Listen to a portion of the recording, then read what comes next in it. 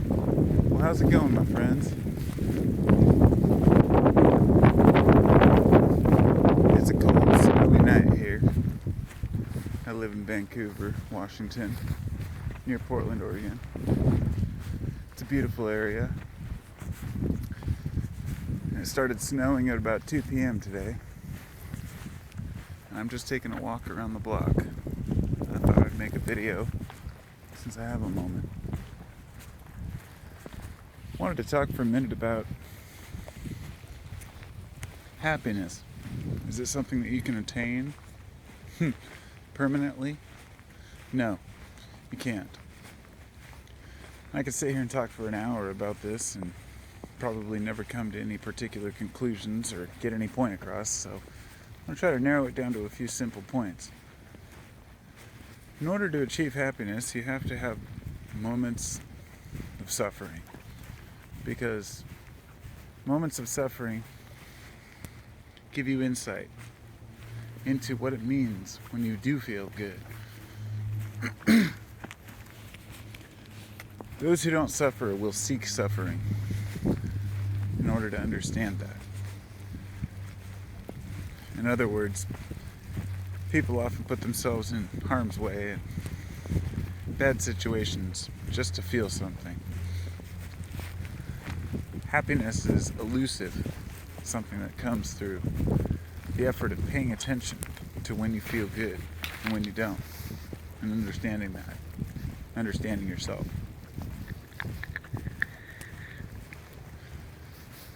I don't pretend to be happy all the time.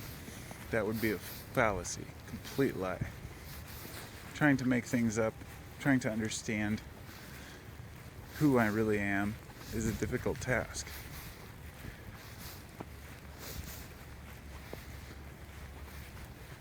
As I'm walking through this snow street here, I'm grateful for who I am. I'm grateful for my family at home. It's waiting for me when I get back. I'm grateful for all the little things that make life worth living. Sometimes I bump into somebody who just seems negative and upset about everything. And I hope that they're happy sometimes. I think one of the goals of being alive is to, if there should be one at all, should be to seek happiness as much as possible. You know, this is partially the reason why I've delved into selling herbs as I do, and why I'm formulating my nootropic blends. And it's not about living high, it's about living at your peak performance, whatever that takes. And it takes a long time and self-experimentation to find what works for you. A lot of folks will try to seek out somebody else's happiness and work by what worked for another person, but ultimately you can only seek out what works for you. And unfortunately, we have to be the human guinea pigs of our own happiness, whether it be substance oriented or otherwise. On another hand, society both at the same time reveres and is disgusted by consumption of products, substances. For example, when it comes to alcohol or cigarettes, it was always considered the thing to do. Nowadays, we're told that it's something bad for us. Then when a person seeks it out, looks a little closer, they find that everything in moderation can be helpful, because the cure is the poison in the right dose. I've spent years experimenting with a variety of substances, and I'll tell you that there is no one substance that produces one feeling. Euphoria is fleeting in itself. You can't just continue to consume a drug and reap those benefits. There are always negatives.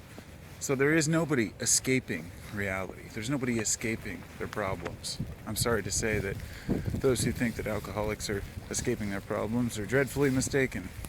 Alcoholics suffer the same anxieties and fears as everyone else.